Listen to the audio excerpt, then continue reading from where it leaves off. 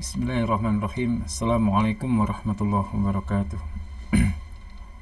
Alhamdulillah ala ihsanihi wa syukurlahu ala taufiqihi wa amtinanihi wa asyhadu an la ilaha illallah wahdahu la syarika lah ta'dhiman li sya'nihi wa asyhadu anna Muhammadan abduhu wa rasuluhu da'i ila ridwanihi sallallahu alaihi wa ala alihi wa sahbihi wa ikhwanihi wa sallim tasliman katsiran amma ba'du. Alhamdulillah, segala puji bagi Allah yang masih memberikan kita nikmat iman, kesehatan, dan kesempatan sehingga kita untuk pagi ini bisa kembali melanjutkan kajian Al-Quran dalam program Joka Mengaji, channel Joka Mengaji. Semoga salawat dan salam selalu tercurahkan kepada Nabi kita Muhammad SAW yang telah membawa kita kepada cahaya ilmu, cahaya Quran. Dan untuk pagi ini, kesempatan ini, kita akan melanjutkan kajian tafsir kita yang kemarin kita membahas dari surat An-Naba. Untuk selanjutnya kita akan membahas surat An-Nazi'at. Ya, salah satu surat dalam juz 30 yang mungkin sering kita baca di dalam sholat, atau surat ini juga sering kita hafalkan, yang mana inti dari surat ini nanti itu membahas tentang kematian, tentang kebangkitan, dan bagaimana keadaan manusia di akhirat nanti.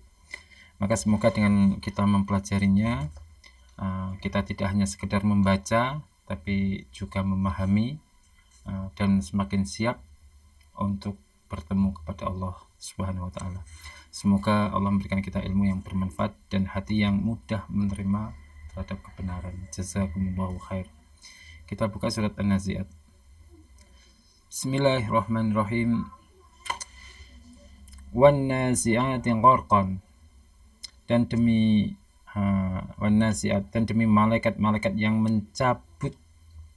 mencabut nyawa, ini maksudnya dengan keras. Gharqan, dengan sangat keras.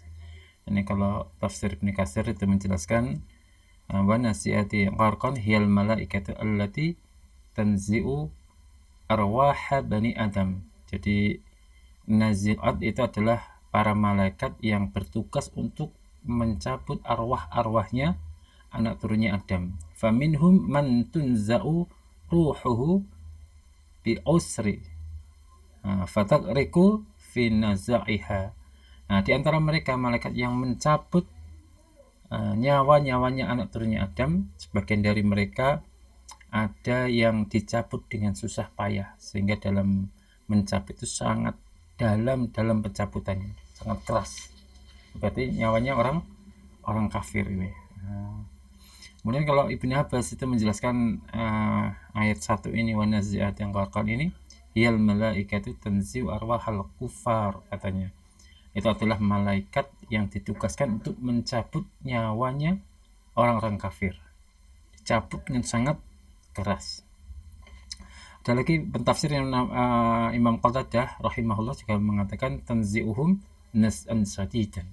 Masya Allah, ini malaikat mencabut mereka, nyawa mereka dengan cabutan yang sangat kuat, sangat keras, sangat kasar sekali. Nah, ini nyawanya orang kafir. Makanya dalam tafsir lain seperti Imam As-Sa'di itu menjelaskan bahwa lafadz wan nazi'ati gharqan ini sumpahnya Allah. Jadi Allah bersumpah dengan sumpah dengan para malaikat yang mencabut nyawa hamba yang keras, namanya orang kafir. Maka ayat ini, teman-teman, bapak-bapak, ibu, saudara penyimak juga mengaji, ayat ini berbicara tentang detik-detik paling menentukan dalam hidup manusia, yaitu ketika nyawa itu dicabut. Nah, dari tafsir para ulama tadi yang saya sebutkan, kita memahami ternyata ada pencabutan nyawa itu yang sangat keras, artinya menyakitkan, bahkan sampai dirasakan ke tulang-tulangnya, dalamnya. Nah, itu terjadi pada orang-orang yang jauh dari ketaatan. Nah, ayat ini bukan sekedar informasi, tapi peringatan keras untuk kita semua. Nah, ternyata kematian itu pasti datang, dan cara kita meninggal itu tergantung bagaimana kita hidup. Kalau hidupnya dalam ketaatan, insya Allah dimudahkan. Kalau hidupnya dalam kemaksiatan, maka sebaliknya. Maka inilah saatnya kita bertanya pada diri kita, apakah kita sudah siap menghadapi sakaratul maut. Masya Allah. Wan nasyitati nastan, dan demi malaikat-malaikat yang mencabut nyawa dengan lemah lembut. Wan nasyitati nastan ini hiya allati tanshitu arwahal mu'minin nastan. Jadi para malaikat yang mereka mencabut nyawanya itu dengan lemah lembut. Maksudnya ay ta'khudhuha biriftin, yakni mengambil apa itu namanya, nyawa itu dengan kelembutan, dengan penuh kasih sayang, penuh kelembutan. Berarti nyawanya orang iman. Inilah nyawanya orang iman. Semua pentafsir Al-Quran itu menjelaskan sama, bahwa ini yang dimaksud adalah nyawanya orang iman, birifkin walin, jadi dengan kelembutan dan ketenangan.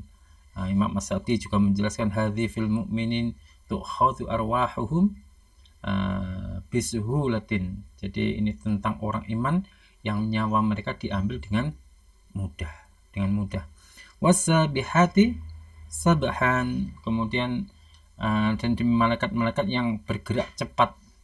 Apa ini bergerak cepat? Maksudnya malaikat yang naik turun dari langit ke bumi, bergerak di udara, naik turun dengan sangat cepat, bergerak untuk menjalankan apa? Menjalankan perintah Allah. Ketika diperintah Allah langsung bergerak dengan menjalankan perintahnya dengan cepat. Terus ri'ufi adai amrillah, mereka cepat dalam melaksanakan perintah kepada Allah. Fasabiqati sabaqan, dan demi malaikat yang berlomba-lomba, sabiqati sabaqan, dengan berlomba-lomba sungguh. Maksudnya tasbiqu ila amrillah, mereka berlomba-lomba dalam ketaatan kepada Allah. Maksudnya tubadiru ila awamirillah, mereka segera dalam menjalankan perintahnya Allah, berlomba-lomba.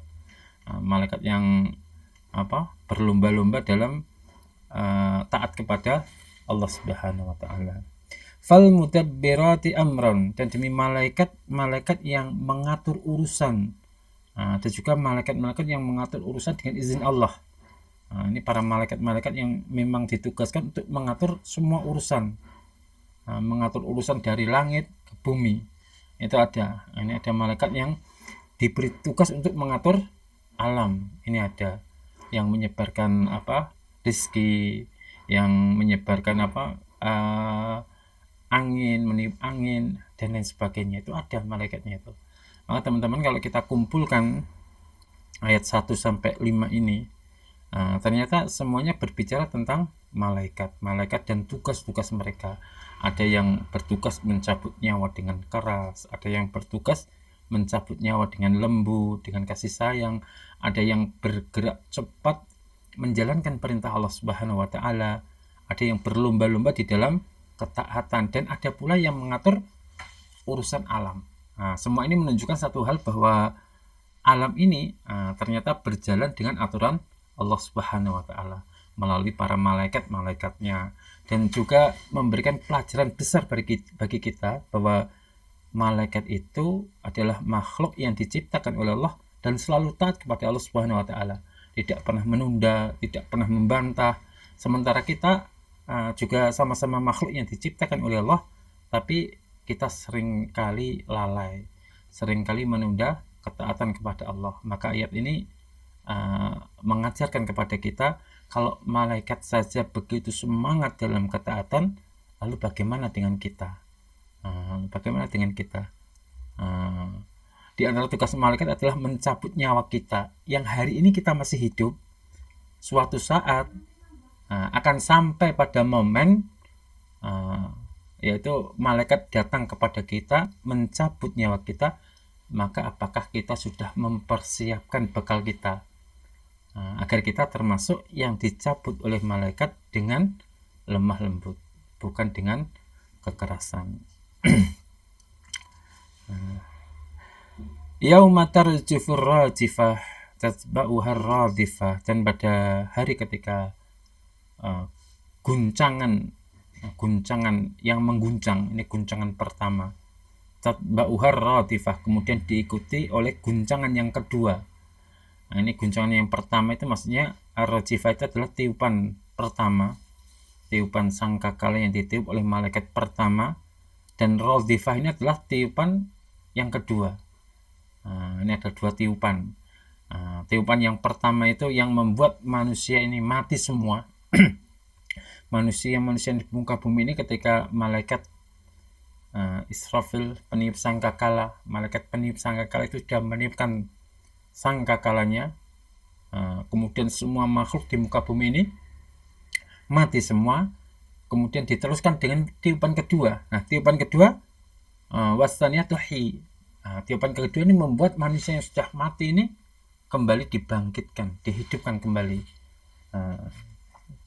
Jadi kalau Imam As-Sa'di pentafsir Al-Quran, beliau menjelaskan tarjufu lahal ardu was sama thumma tatba'uhan nafkhatul lati yub'atsu bihan nafs.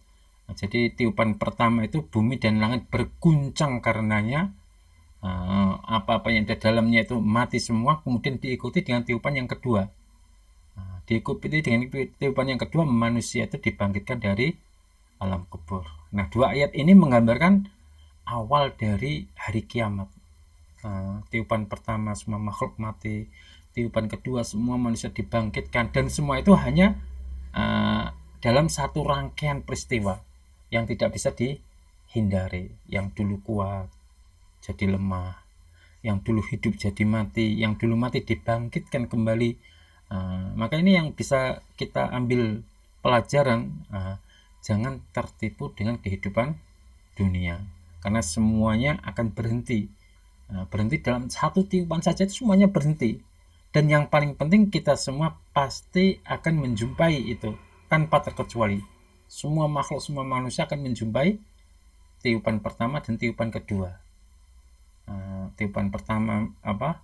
Misalkan saat ini kita sudah mati, nanti sudah mati, kita akan menjumpai tiupan kedua, dibangkitkan oleh Allah Subhanahu wa taala.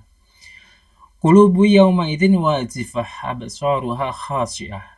Jadi pada hari itu, qulubu yauma idzin, hati pada hari itu sangat wajifah, sangat takut sekali. Absaruha khasyiah, dan pandangan hati saat itu juga akan merasa khasyiah, hina. Mereka akan tunduk dengan rasa hina.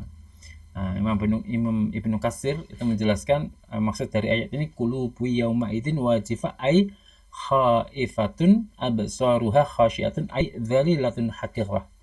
Hati manusia pada hari itu sangat takut, dipenuhi rasa ketakutan, dan pandangan mereka tertunduk, takut, hina, dan sangat rendah sekali. Jadi rasa ketakutan karena melihat dahsyatnya keadaan hari kiamat saat itu. Jadi hatinya itu bergetar, sangat takut, dan pandangannya itu tertunduk karena kehinaannya. Yaquluna inna lamarduduna fil hafirah. Kemudian mereka berkata, apakah kami benar-benar dikembalikan seperti semula? Aidza kunna idzaman nakhirah.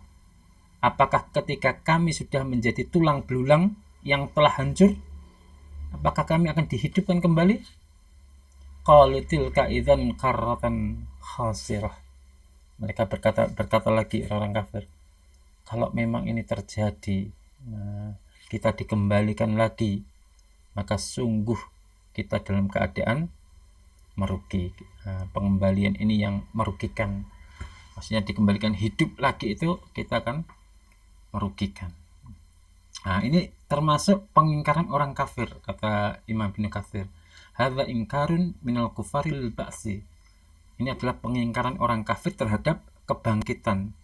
Yastab'iduna i'adatahum ba'da ansaru idzaman nakhirah. Mereka menganggap mustahil untuk dihidupkan kembali setelah menjadi tulang belulang yang hancur. Tapi ternyata mereka dikembalikan hidup seperti semula. Masya Allah. Ini sangat ketakutan yang luar biasa. Awalnya mereka mendustakan kebangkitan dari kubur, dari kematian, ternyata hal itu terjadi.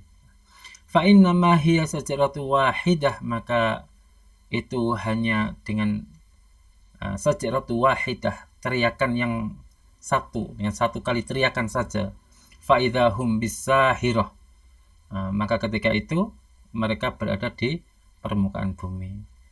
Maksudnya apa? Maksudnya amrun wahidun minallahi faidzan nasu qaimuna min quburihim. Hanya satu kali perintah dari Allah Subhanahu wa taala, maka tiba-tiba manusia langsung bangkit dari kuburan mereka. Sahirah itu maksudnya wajhul ard, permukaan bumi. Begitu Allah memerintah kun, akhirnya mereka berdiri semua, bangkit dari bumi dan berada di permukaan bumi. Artinya mereka tiba-tiba hidup, langsung hidup. Imam As-Sa'di itu menjelaskan kharaju min quburihim lil hisab. Ketika Allah memerintahkan mereka untuk hidup, mereka pun keluar dari kubur-kubur mereka dan menghadapi hisaban. Kalau kita renungkan ayat berapa ini, 8 sampai 15 ini, para Bapak Ibu Saudara semua, kalau kita renungkan rangkaian ayat ini, ternyata kita dibawa melihat kondisi manusia menghadapi kiamat nanti. Yang mana manusia ketika menghadapi hari kiamat, hati itu penuh dengan gemetar, mata itu tertunduk, kemudian penuh dengan ketakutan. Kenapa? Kenapa mereka takut? Kenapa mereka hatinya gemetar, matanya tertunduk karena takut? Karena dulu di dunia mereka meremehkan hari kebangkitan. Mereka tidak percaya dengan adanya kebangkitan. Mereka menganggap mustahil hidup kembali. Bahkan mereka menolak atau mendustakan tentang kebangkitan dari kubur. Namun kita lihat jawaban dari Allah Subhanahu wa taala dalam surat An-Nazi'at seperti ini. Kebangkitan itu sangat mudah. Cukup satu kali perintah dari Allah Subhanahu wa taala, semua makhluk kembali hidup.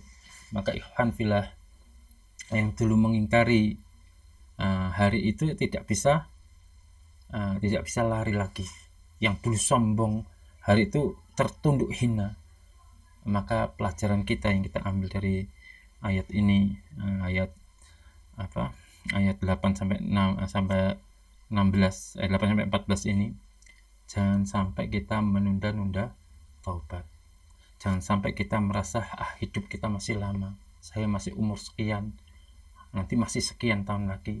Saya belum nikah, atau saya masih punya anak satu, saya masih sibuk kerja. Jangan sampai seperti itu, karena hari itu pasti datang.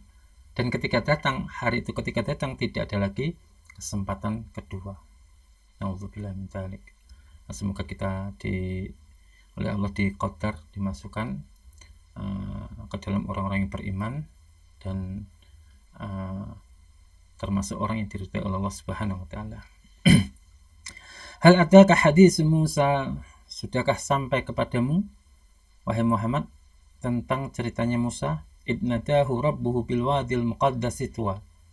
Ketika itu Rabbnya, Tuhannya Musa memanggilnya di lembah yang suci, yaitu Tuwa. Tuwa itu nama lembahnya. Ini adalah kabar dari Allah kepada Nabi kita Muhammad SAW tentang kisahnya Nabi Musa alaihissalam. Ketika Allah berbicara kepada Musa di lembah suci yang namanya Tuwa. Tuwa ini nama lembah, Ismul Wadi. Nama lembah tersebut namanya Tuwa. Ini termasuk lembah yang dibarokai, Burikadzalikal Wadi. Lembah Tuwa itu adalah lembah yang diberikan barokah oleh Allah Subhanahu wa taala. Nah, dalam ayat ini terdapat kemuliaan bagi Nabi Musa alaihissalam karena Allah mengajak bicara langsung kepada Nabi Musa alaihissalam. Jadi manusia atau Rasul yang diajak langsung bicara kepada Allah ya, Nabi Musa alaihissalam ini. Apa perintah Allah? Idhhab ila fir'auna innahu tagha. Wahai Musa, pergilah kamu kepada Fir'aun, sesungguhnya dia telah melampaui batas. Faqul hal laka ila an tazakka, dan katakanlah kepada Fir'aun, apakah engkau mau membersihkan diri? Artinya membersihkan diri itu membersihkan diri dari syirik. Ini Fir'aun ini melampaui batas dalam hal kekufuran dan kesombongan. Bahkan Fir'aun mengatakan bahwa dia adalah Tuhan yang tinggi, saya inilah Tuhan. Tidak mempercayai Rabbnya Musa, tapi dia menganggap dirinya sendiri sebagai Tuhan. Halaka ila anta zakka itu, kalau itu maksudnya tatahhir minasyirki, apakah engkau mau membersihkan dirimu dari kesyirikan. Wa ahdiyaka ila rabbika fatakhsha. Kalau engkau mau membersihkan dirimu dari kesyirikan wahai Fir'aun, maka aku wa ahdiyaka ila rabbika fatakhsha, aku akan menunjukkan kepadamu jalan menuju Rabbmu, agar engkau takut kepada Rabbmu, agar engkau takut. Ini maksudnya adulluka ala ibadati rabbika fa idza araftahu khasyitahu. Aku akan menunjukkan tata cara bagaimana ibadah kepada Allah Subhanahu wa taala sebagai Rabbmu. Jika engkau mengenalnya, maka engkau akan memiliki rasa takut kepada Allah Subhanahu wa taala. Karena saat itu Firaun itu menganggap dirinya Tuhan, sehingga tidak ada satupun yang ditakuti, termasuk pada Allah Subhanahu wa taala. Ini sama. Fa'arahul ayatal kubra fakadzdzaba wa asa thumma adbara yas'a. Maka setelah itu Musa memperlihatkan kepada Fir'aun tanda yang besar, termasuk mukjizatnya Musa. Fakadzdzaba wa asa. Tapi ternyata Fir'aun pun mendustakan dan durhaka atau menentang kepada Musa alaihissalatu wassalam. Thumma adbara yas'a. Kemudian Fir'aun berpaling sambil berusaha menentang kepada Musa alaihissalatu wassalam. Ayat al-kubra itu maksudnya hiyal mu'jizatu kal asa wal yadi. Ayat yang besar itu adalah mukjizat seperti tongkat yang dibawa oleh Musa, sehingga bisa berubah menjadi ular yang besar dan bisa membelah lautan. Dan tangannya Nabi Musa yang bercahaya. Itu sebagai mukjizat yang dibawa Musa kepada Fir'aun, tujuannya agar Fir'aun mau bertobat dan mau beribadah kepada Allah. Nah, ternyata Musa itu Fir'aun itu mendustakan kebenaran dan durhaka kepada Allah Subhanahu wa taala. Dia berpaling dari kebenaran dan berusaha melawan Musa alaihissalatu wassalam. Fahasyara fanada, maka Fir'aun mengumpulkan rakyatnya. Fanada, dan Fir'aun berseru, berkata kepada rakyatnya, faqala anna rabbukumul a'la, dia mengatakan, akulah Tuhan kalian yang paling tinggi. Inilah hadza min a'zami tu'yanihim wa takabburihi. Inilah yang dikatakan Imam Ibnu Katsir, inilah puncak ucapan kesombongan dan kedurhakaan Fir'aun, karena dia mengatakan anna rabbukumul a'la, akulah Tuhanmu yang paling tinggi. Inilah puncak kesombongan dia. Dia mendustakan Allah, bahkan dia menjadi musuhnya Allah. Fa akhadhahu Allahu nakalal akhirati wal ula, maka Allah menghukumnya, menyiksanya dengan azab di akhirat dan di dunia, memberikan kerusakan di akhirat dan di dunia. Inna fi dzalika la'ibaratan limay yakhsha. Sungguh pada kejadian ini, Fir'aun ini terdapat pelajaran bagi orang yang takut. Jadi Allah mengumpulkan kepada Fir'aun ini azab dunia dan akhirat, dikumpulkan. Yang parah itu ucapan yang Fir'aun yang mengatakan ana rabbukumul a'la. Ini yang menjadi sebab dia disiksa baik di dunia dan di akhirat. Jadi kisah ini teman-teman, kisah ini bukan sekedar cerita, karena banyak sekarang itu yang menceritakan, mengatakan bahwa kisah Fir'aun yang tenggelam itu hanya fiktif, atau mengatakan bahwa Fir'aun itu sudah bertobat ketika tenggelam dan akan tenggelam di Laut Merah.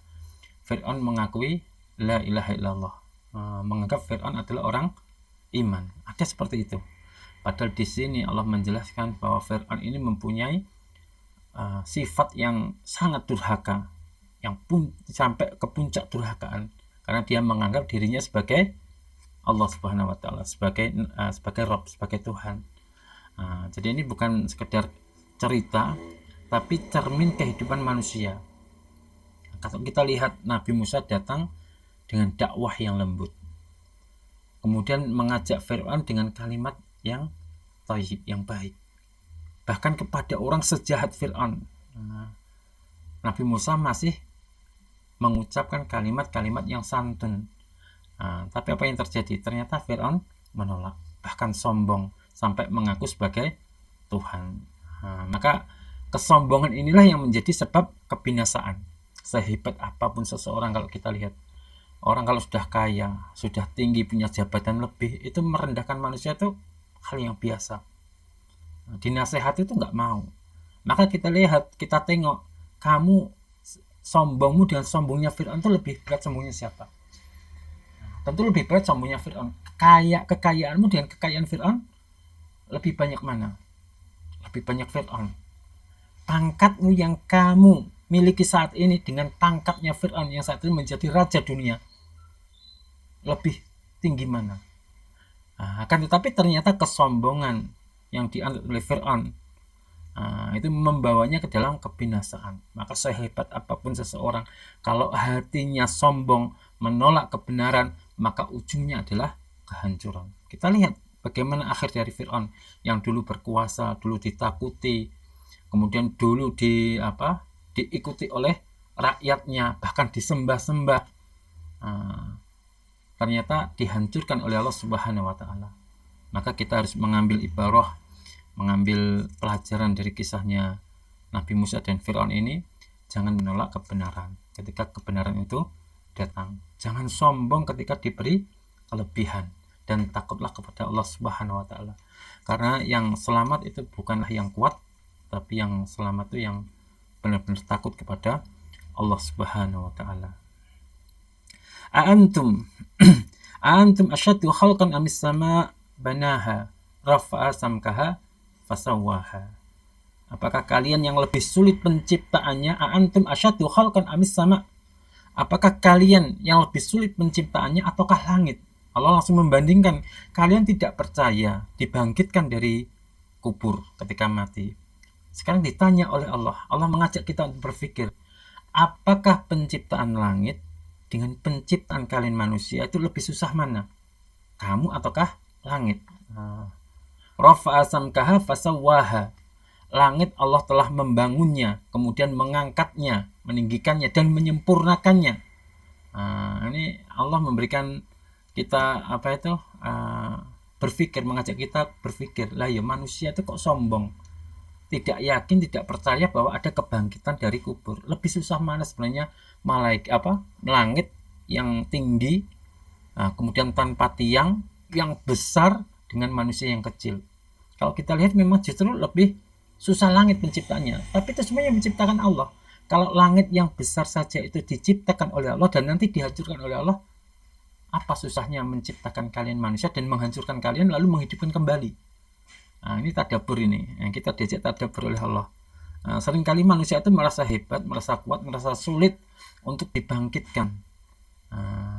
Diajak untuk berpikir semakin sulit. Bahkan untuk berpikir nanti kita mati kemudian dibangkitkan seolah-olah nggak masuk, nalarannya ini nggak masuk. Lalu Allah membandingkan langit yang begitu luas, tinggi, kokoh, itu semua ciptaan Allah Subhanahu wa Ta'ala. Lalu manusia yang kecil ini masa masih ragu akan dibangkitkan. Ini menunjukkan masalahnya itu bukan tidak mampu untuk berpikir, tapi manusia itu tidak mau beriman, tidak mau untuk beriman. Wa tasalilaha wa akhraja duhaha, dan Allah menjadikan malamnya gelap, dan Allah juga mengeluarkan siangnya itu menjadi terang. Ja'ala lailaha muzliman wa naharaha mudhi'an, kata Imam Ibnu Katsir. Jadi Allah menciptakan langit itu, malamnya itu menjadi gelap, siangnya itu menjadi terang. Jadi setiap hari kita melihat malam, siang, tapi kita ini jarang merenung. Padahal ini termasuk tanda besar dari Allah Subhanahu wa Ta'ala. Siapa yang mengatur pergantian malam siang ini? Kalau malam langitnya gelap, siang terang benderang. Nah, kalau Allah mampu mengatur alam ini setiap hari, maka membangkitkan manusia ketika manusia ini sudah mati itu bukanlah perkara sulit bagi Allah Subhanahu wa Ta'ala. Wal arda ba'da dzalika tahaha, dan bumi setelah itu dihamparkan oleh Allah. Dahaha itu maksudnya kata Imam Asy'adi basattaha wa mahdaha. Allah membentangkan bumi dan membentangkan bumi, melebarkan bumi. Coba kita bayangkan kalau bumi ini tidak rata, bumi ini tidak stabil, selalu gerak-gerak terus, kita tidak bisa hidup nyaman di atas bumi ini. Nah, semua yang kita nikmati hari ini teman-teman semua, kita nikmati hari ini, kita bisa tidur nyenyak, bisa bekerja dengan nyaman. Ini semua adalah hasil dari pengaturan Allah Subhanahu wa taala. Tapi seringkali manusia itu lupa, bahkan kufur terhadap nikmat. Akhraja minha ma'aha wa mar'aha. Allah mengeluarkan dari bumi ini air dan tumbuh-tumbuhan. Maksudnya ajrul miyah wa batazar. Jadi Allah mengalirkan air ketika bumi ini dicangkul, kemudian ada sumberan mata air, air itu langsung mengalir. Dan Allah menumbuhkan tumbuh-tumbuhan, air sebagai sumber kehidupan, tumbuh-tumbuhan sebagai sumber makanan, semua keluar dari bumi. Pertanyaannya, sudahkah kita gunakan nikmat ini untuk alat ibadah kepada Allah, ataukah malah untuk maksiat? Apakah kita sudah menikmati bumi, kekayaan bumi, kita bisa minum airnya bumi dengan nikmat, dengan segar, ini kita gunakan untuk taat kepada Allah, ataukah untuk maksiat kepada Allah? Masya Allah. Wal jibala arsaha, dan gunung-gunung dipancangkan oleh Allah, dijadikan pasak, jadikan pakunya bumi. Tujuannya agar bumi ini tidak goncang. Gunung yang kita lihat yang sangat besar, ya kan? Kalau di sini Gunung Lawu, bukan sekedar pemandangan, tapi gunung tersebut dijadikan penstabil bumi agar bumi itu tidak gerak. Ini menunjukkan memang Allah itu menciptakan segala sesuatu dan ada hikmahnya. Segala sesuatu yang dengan hikmahnya, bukan sia-sia. Bumi diciptakan untuk menstabilkan gunung diciptakan untuk menstabilkan bumi agar tidak gerak. Mata'an lakum wa li'an'amikum. Semua itu sebagai kesenangan bagi kalian dan bagi ternak-ternak kalian. Tumbuhannya itu bisa untuk makan ternak kalian, bisa kalian manfaatkan biji-bijinya, sayur-mayurnya, airnya yang keluar bisa untuk penyegar kehidupan kalian, diminum menghilangkan dahaga kalian, juga ternak-ternak kalian. Maka semua yang disebut tadi dalam ayat ini termasuk air, tumbuhan, gunung, bumi, semua itu untuk kita. Tapi apakah kita sudah mengenal Allah Subhanahu wa taala, teman-teman? Atau hanya menikmati saja tanpa ada rasa bersyukur? Maka tentunya sebagai orang iman kita harus bersyukur. Kita bisa makan untuk hari ini, kita bersyukur. Apalagi bisa makan untuk besok.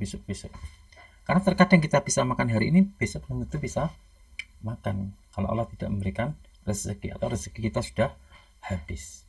Fa idza ja'atit tamatil kubra, maka ketika datang tamatil kubra, bencana yang besar, ini maksudnya adalah kiamat. Tamatu ai yaumul qiyamah, maksudnya adalah hari kiamat. Yauma yatadzakkarul insanu ma sa'a, pada hari itu manusia ingat apa yang telah dia kerjakan. Artinya hari itu semua amal itu ketika kiamat terjadi, semua amal itu diingat oleh manusia, mulai dari hal yang kecil sampai hal yang besar, semuanya muncul dalam pikiran manusia. Yang dulu kita dilupakan, semuanya akan ditampilkan semua. Wa burrizatil jahimu liman yara, dan neraka jahim itu diperlihatkan, ditampakkan, didatangkan bagi siapapun yang melihat. Kita bayangkan coba, neraka benar-benar diperlihatkan, bukan sekedar cerita lagi, bukan sekedar ucapan dari Al-Quran, bukan sekedar apa yang disampaikan oleh para ustadz-ustadz, tapi benar-benar ditampakkan oleh Allah. Ini loh neraka yang akan menjadi jalan kalian menuju surga, harus melewati neraka ini. Benar-benar ditampakkan oleh Allah Subhanahu wa taala. Fa amma man tonggo, maka adapun orang yang tonggo, melampaui batas, wa atharal hayatad dunya, dan dia memilih kehidupan dunia, fa innal jahimah hiyal ma'wa, maka sungguh neraka jahim ini, neraka jahim adalah tempat tinggalnya. Wa amma man khafa maqama rabbih wa nahan nafsa 'anil hawa.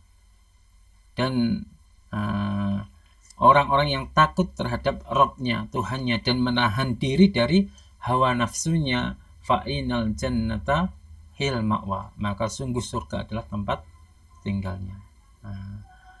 Jadi siapapun, kata Imam Ibnu Katsir, man tonggo ai tajawazal hajj wa atharad dunya alal akhirah fa inna ma'wahun an-nar. Siapapun yang melampaui batas, melanggar dari ketaatan dan lebih mengutamakan memilih dunia daripada akhirat, maka tempat tinggalnya adalah neraka. Adapun orang-orang yang takut, wa amma man khafa maqama rabbih, maksudnya adalah wa qafa baina yadahi wa nahan nafsa 'anil hawa falahul jannah. Artinya orang yang berdiri di hadapan Allah, dia menahan diri dari hawa nafsunya, artinya lebih memilih ketaatan kepada Allah daripada mengikuti hawa nafsunya, maka dia mendapatkan surga. Nah, di sini Allah membagi manusia hanya dua golongan saja ternyata. Jadi golongan pertama itu mereka yang hidup memilih mengikuti hawa nafsunya dan memilih dunia. Maka akhir dari kehidupannya adalah neraka. Nah, golongan yang kedua, mereka takut kepada Allah dan menahan diri tidak mengikuti hawa nafsunya, tunduk kepada Allah waktu di dunia, maka akhir dari hidupnya adalah surga. Ternyata tidak ada pilihan yang ketiga. Dan yang berat di sini, itu bukan sekedar kita tahu nanti orang iman masuk surga, orang kafir masuk neraka, itu tidak. Tapi kita tahu apakah kita menjalankan. Misalkan di sini Allah menjelaskan yang dapat surga adalah orang yang taat kepada Allah dan menahan diri dari hawa nafsunya. Sudahkah kita menjalankan perintah Allah, takut kepada Allah? Sudahkah kita menahan hawa nafsu kita, menekan hawa nafsu kita? Pada dasarnya manusia ini susah dalam menahan hawa nafsu. Inna nafsa la'ammaratum bisu. Sesungguhnya hawa nafsu itu mengajak kalian pada keburukan. Yas'alunaka anis saati ayyanan mursaha. Mereka bertanya kepada Muhammad tentang hari kiamat. Kapan terjadinya kiamat? Fima anta min dzikriha. Engkau Muhammad, katakan kepada mereka, engkau itu bukan apa yang engkau pikirkan, untuk menjawab mereka. Ila rabbika muntaha. Tugasmu itu bukan menentukan kiamat kapan datangnya wahai Muhammad, tapi katakan kepada mereka di sisi Tuhan. Tuhanmu lah yang mengetahui, yang memberitahu kiamat itu tiba. Innama anta munzir man yakhshaha. Sesungguhnya engkau Muhammad itu hanya diutus sebagai pemberi kabar peringatan saja kepada orang yang takut terhadap datangnya kiamat. Ka'annahum yauma yarawnaha lam yalbathu illa asyiyatan aw duhaha. Seakan-akan ketika mereka melihat kiamat itu terjadi, ternyata mereka tidak tinggal di dunia kecuali hanya sesaat di waktu sore ataupun sesaat di waktu pagi. Jadi hari kiamat itu yang mengetahui adalah Allah Subhanahu wa taala. Ilmu sa'ati la ya'lamuhu illallah. Yang mengetahui kapan terjadinya kiamat itu hanya Allah saja. Nah, ini ketika kiamat itu tiba, maka orang-orang yang melihat kiamat yang mengatakan ka'annahum, dia merasakan ka'annahum lam yalbithu fid dunya ila zamanan qalila, kata Imam As-Sa'di itu. Seakan-akan mereka tinggal di dunia itu dalam waktu singkat saja, sesaat saja, hanya sebentar saja. Nah, ini teman-teman semua, terkadang manusia itu sibuk dengan pertanyaan, alah belum waktunya kiamat, alah kiamat itu masih lama. Sibuk dengan bertanya, ini sudah ada tanda-tandanya kiamat belum ya? Masih lama ini, masih lama. Tapi dia lupa, apakah dia sudah siap ketika kiamat itu sudah datang. Allah tidak memberitahu waktunya kapan, tapi tanda-tandanya sudah disampaikan oleh Rasulullah SAW. Karena yang penting itu bukan kita tahu kiamatnya datangnya kapan, tapi kita ini siap atau tidak ketika kiamat itu datang. Maka dalam akhir dari surat ini, ka'annahum yarau yauma yarawna lam yalbathu illa asyatan aw duhaha. Allah menutup ayat ini, surat ini dengan kalimat yang menyentuh. Dunia yang kalian jalani puluhan tahun nanti, itu nanti akan terasa sebentar, seakan hanya sesaat waktu sore atau waktu pagi saja. Maka yang tersirat, jangan tertipu dengan panjangnya angan-angan kalian, karena hidup ini itu sebenarnya sangat singkat, dan yang panjang itu adalah akhir. Dan semoga Allah mengumpulkan kita semua, mengampuni dosa-dosa kita semua, dan mengumpulkan kita semua di surga. Insyaallah demikian yang bisa kami sampaikan. Dia kurang lebihnya dalam menyampaikan, kami mohon maaf yang sebesar-besarnya. Wassalamualaikum warahmatullahi wabarakatuh. 60 menit. Sama dengan Pak. Sama.